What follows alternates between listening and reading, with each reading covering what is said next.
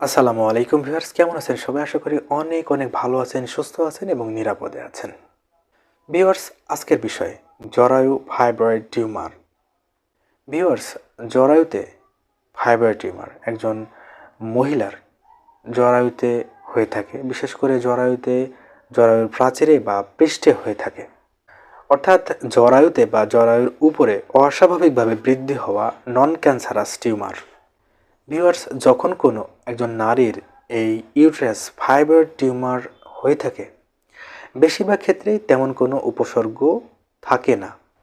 জরায়ুতে এই fibroid tumour একটি হতে পারে বা একাধিক হতে পারে, এবং এই জরায়ুতে ফাইব্রয়েড টিউমার হওয়াতে অনেক নারীর তেমন কোনো লক্ষণ উপসর্গ দেখা দেয় না।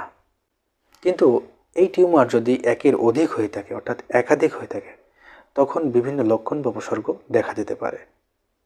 এবং এই টিউমার যদি বড় হতে থাকে, তাহলে টিউমারের আকার, আকৃতি এবং ধরনের উপরে ভিত্তি করে বিভিন্ন রকম লক্ষণ বা উপসর্গ দেখা দিতে পারে।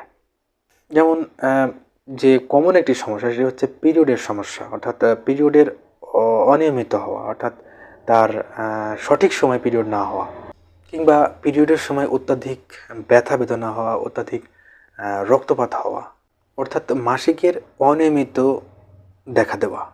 ভিউয়ার্স, জরায়ুতে ফাইব্রয়েড টিউমার হওয়ার ফলে প্রস্রাব ঘন ঘন হতে পারে, অর্থাৎ রাতে প্রস্রাব ঘন ঘন হতে পারে। জরায়ু ফাইব্রয়েড টিউমারের ফলে পেলভিককে ব্যথা হতে পারে। অনেকেরই কোষ্ঠকাঠিন্যের মতন সমস্যা দেখা দিয়ে থাকে। অর্থাৎ যদি কোনো নারীর এই ফাইব্রয়েড টিউমার হয়ে থাকে জরায়ুতে, তাহলে তার ফলে তার কোষ্ঠকাঠিন্যের মতো সমস্যা দেখা দিতে পারে। সহবাসের সময় ব্যথা হতে পারে, দীর্ঘস্থায়ী যোনিস্রাব দেখা দিতে পারে।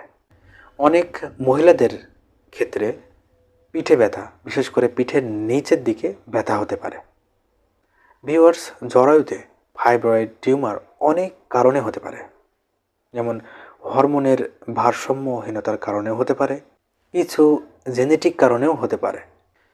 আপনার যদি ভারী বা অনিয়মিত মাসিকের কোনো সমস্যা থেকে থাকে, এর পাশাপাশি যদি আপনার পেলভিকে ব্যথা হয়ে থাকে, আপনার সহবাসের সময় আপনার অস্বস্তি লেগে থাকে, ব্যথা হয়ে থাকে, বা প্রস্রাবের সময় অনেক সমস্যা হয়ে থাকে, যদি ঘন ঘন প্রস্রাব হয়ে থাকে, এর সাথে যদি আপনার কোষ্ঠকাঠিন্যের মতো সমস্যা থেকে থাকে, তাহলে অবিলম্বে চিকিৎসা গ্রহণ করার চেষ্টা করতে হবে।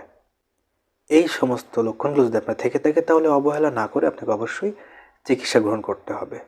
এর পাশাপাশি কিছু স্বাস্থ্যকর খাবার গ্রহণ করার চেষ্টা করুন, কিছু নিয়মকানুন মেনে চলুন এবং সঠিক সময়ে সুচিকিৎসা গ্রহণ করার চেষ্টা করুন। তাহলে এই জরায়ু ফাইব্রয়েড টিউমার থেকে আপনি অনেক দূরে থাকতে পারবেন।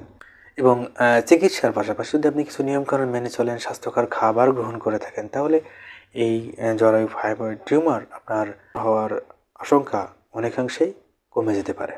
ভিউয়ার্স, ভালো থাকবেন, সুস্থ থাকবেন, নিরাপদে থাকবেন এবং আয়ন হোমিও ক্লিনিক এই চ্যানেলটিকে অবশ্যই সাবস্ক্রাইব করে রাখবেন। দেখা হবে অন্য কোনো নতুন একটি ভিডিওতে।